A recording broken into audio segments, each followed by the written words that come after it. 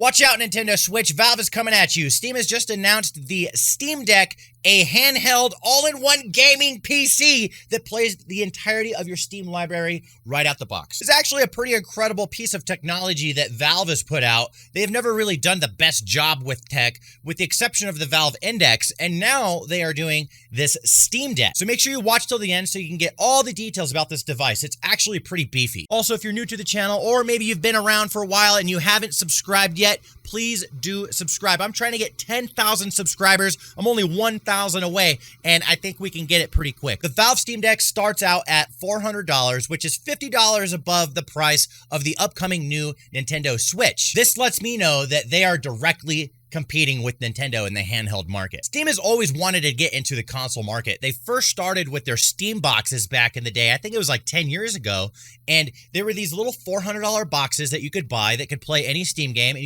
you set it up next to your PlayStation or whatever on your PC, play from your couch. Anybody remember these things? This is the Steam control. Oh my God.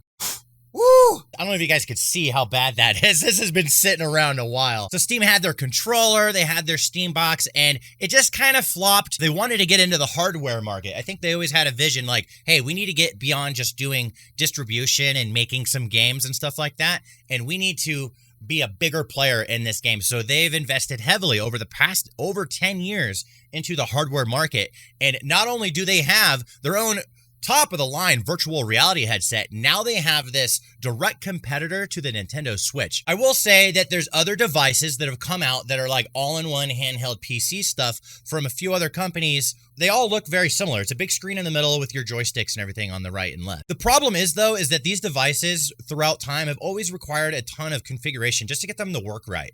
This device is just supposed to work, which is what everybody wants. They truly want convenience. And also has a ton of features packed into this thing. Let's go over them. First of all, this thing has a ton of buttons and options to control games. It is like, it's almost too much to comprehend with how much stuff you can do. There's a 7-inch touchscreen. There is 2 trackpads, one on the left, one on the right, underneath the joystick. So it's almost like you have 4 joysticks on this thing. 2 of them are physical, 2 of them are touchscreen. You have like a select and start button, aka view and options button.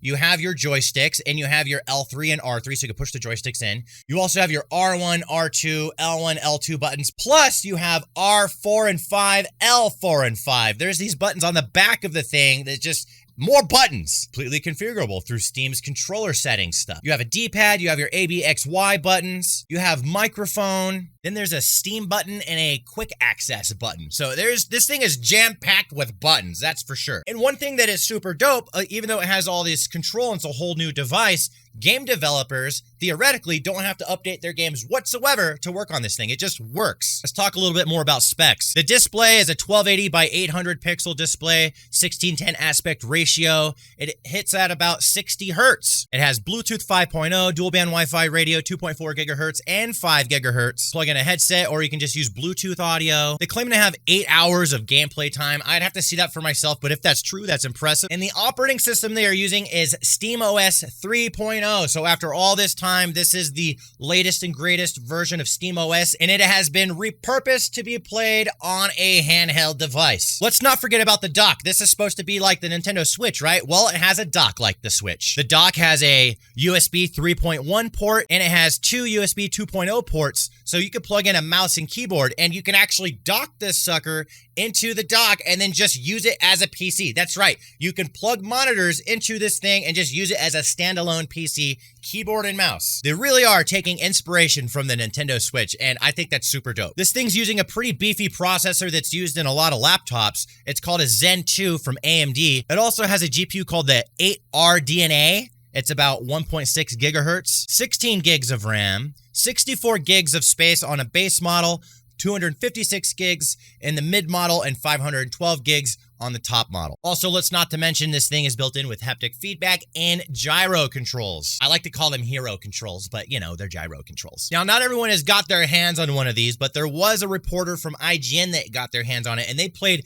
Jedi Fallen Order on it with maximum graphics, and they said there was literally 0 issues with this console. They really want to give gamers an on-the-go experience, and you can even pause the games in the middle of the game, like suspend it, just like turn it off, just like you can with modern consoles today, and pick it back up, turn it back on, and start right where you left off. That's so cool. It's almost like an enhancement of your PC games in a lot of ways. I personally just beat Jedi Fallen Order last night, and it would have been nice to be able to take it with me when I go out to eat and stuff like that, go out and do things. I'll bring my thing with me and play my PC games on the go. I only have so much time to play my single player games, and when I play multiplayer games, it's usually during my streams. So if I could sneak in some extra PC gaming time in the middle of my day when I'm not home, that is mind-blowing. And then at night, when everyone's asleep and I want to sneak in a little bit more time, I could start off right where I left off because cloud saves. This really is the product from Steam that I am most excited for. I was pretty excited for the Valve Index because of the high refresh rate.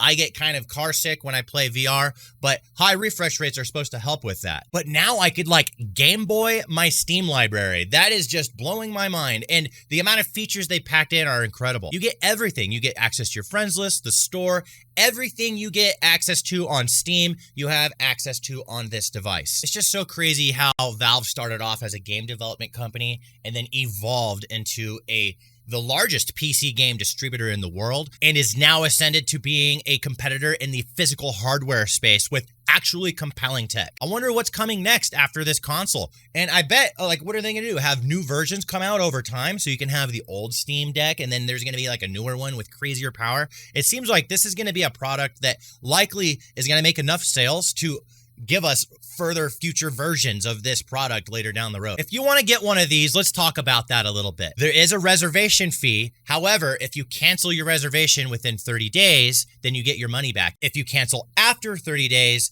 they put that reservation money in your Steam wallet. And these don't ship until December 2021, so you'll have to wait a little bit longer to be able to get one of these. Now let's talk pricing really quick. $399 for the 64 gigabyte model, comes with a carrying case. $529 for the 256 gigabyte model, has a different type of SSD, faster storage, a carrying case, and exclusive Steam Community Profile bundle. Then there's this $649 model with the fastest storage, premium anti-glare etched glass, exclusive carrying case, exclusive Steam Community Profile bundle, and exclusive virtual keyboard theme. Not gonna lie, like the best model with the fastest storage would be the one that I would want the most because I just don't want my games to play like ass. But part of me also says, maybe wait a few generations to pick one up too, because I don't really go out and game that often, even with my Switch. One last final thing I want to mention about this is really interesting about their business model, is I personally believe it costs them more money to make these than what they're selling them for. However, if you buy one of these, then you buy Steam games. So that's the way all consoles have operated. All consoles don't make money off of the actual console sale. They make money off of all the software sales. Xbox is a great example. Up until recently, they have never been profitable, even with the software sales. It was just a big marketing scheme for Microsoft. It was something to put their name on. And as a drop in the bucket for them, I mean, Xbox is like cheap compared to the whole thing of Microsoft. It's just one little piece of it. So they're like, yeah, that's a great ad for our name. So Steam's doing the same thing. They're counting that people are going to buy these and it could be really popular, and then it's going to encourage more Steam sales, which they get a 30% cut of every single game sold on their platform. If everyone buys these things, they're going to make money. If nobody buys these things, I feel like Steam's going to continue to try to get into the console market because I think they're trying to become PlayStation before PlayStation becomes them. Kind of like Netflix's business model, where Netflix was trying to become HBO before HBO becomes Netflix. Thank you guys very much for making it to the very end of the video. I'm Papa Stanimus. I love making these videos and talking about stuff like this. Make sure you like, subscribe, and drop any comments down below if you have questions or thoughts about the Steam. Keep wanting to say Stream Deck, but it's a Steam Deck. The Elgato and the Elgato Stream Deck and the Valve Steam Deck. It's confusing me. Love you guys. See you in the next video.